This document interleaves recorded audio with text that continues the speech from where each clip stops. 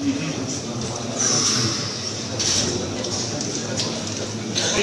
prítomných poslancov, 35 za, nikto proti, 4 sa zdržali.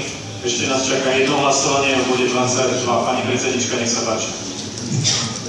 Z bodu 22 zvyšok časti mestského zastupiteľstva po využívaní materiálov schváluje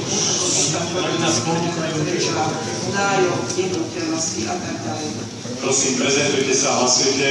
Na toto schválenie potrebujeme trojpätinovú väčšinu všetkých poslancov.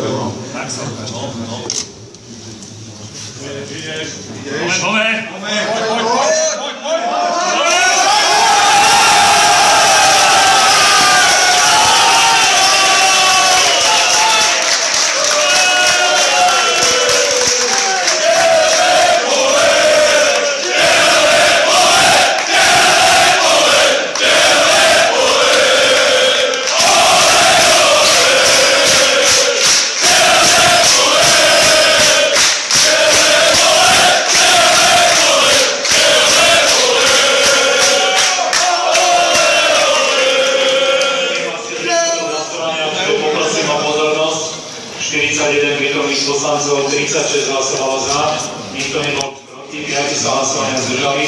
Schválili sme materiál pod bodom 22 a tým som vyslovil podporu pre výstavbu Národného futbalového